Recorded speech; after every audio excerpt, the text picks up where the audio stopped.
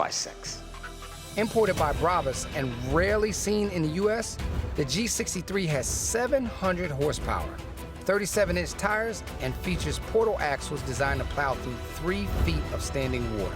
Nicely equipped for about $1 million. When I find out the price was that high, now that I don't play baseball, you know, that will be a lot of money to pay for it. So, and that's how we start building that 6x6 from a Jeep Rubicon.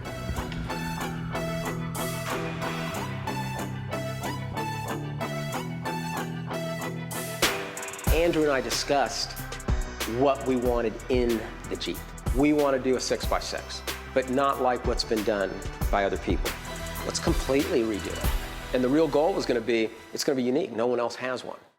Oh, wow. Wait a minute.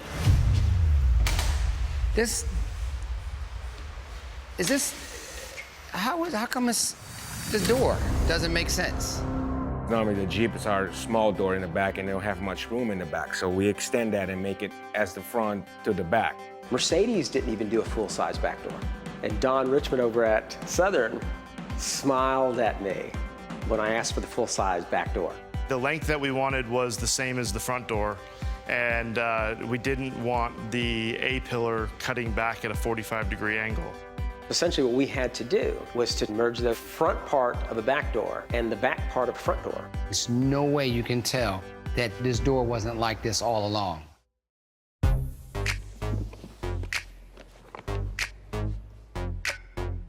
I didn't want to have a bench in the back, and I want the people in the back to sit comfortable if they're sitting back there. And that way. We did a lot of little things to make it kind of special. We have a little bit of touches that let you know that it's a baseball player's car. We built a completely dash that looked like a Mercedes S-Class interior and put it in there. The center console in the back was designed based on how the back seats are in a 4-door Aston Martin. Your arm sits a certain way. Is that comfy for you? You know, get some bottles of champagne in that cooler for you, and you can just sit back and relax. By the time we're finished, there will be one main stock Jeep item, and that's the windshield. Where's Ryan the Beats? We wanted to make a 6x6 that was like a truck. But usually, that axle sits about right here. We didn't want that. We wanted to have a full-size truck cab with a full 8-foot bed. So we moved the number 2 axle back almost 20 inches. So you extended the frame, Extended the drive shaft, extended the drive shaft. and moved the, wow. No, but this is bad. This is it looks like the Jeep stopped here, cut another one, and moved it up here because everything is duplicated. Yep, 2-frame. Yep. But we're not gonna get too far into that because that's our secret sauce.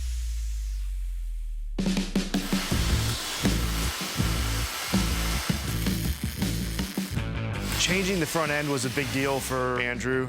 He wanted something that was unique to him. He didn't want a Jeep. The standard grille on a Jeep is very vertical, it's flat. Okay. And there's a good amount of space in between the bumper and the grille. Andrew wanted something that filled in more. This went from a sketch to an art comp to a 3D rendering to a CAD drawing. And turned into a heavy, heavy piece of aluminum. This is solid. Yep. Damn, how much does that weigh? A little over 200 pounds. We found out the hard way. This grill? Yeah. Yeah. Good thing it's on a big truck. The bed looked like it was 14 feet long because it's only the width of a Jeep, not the width of a full-size truck. Come on, a little bit more. Once it was on the Jeep with the 37-inch tires, it fit perfectly. Woo! Yeah. Man. Yo, this is hot. This is hot. I'm excited like it's my truck. I'm looking forward for this weekend for it to be over and get it ready for that show and see how people talk about it. Number 25, Andrew Jones. Dude, this truck is crazy. Most of the cars at Caffeine and Octane, if you start crawling around on them, they get kind of cranky. My luck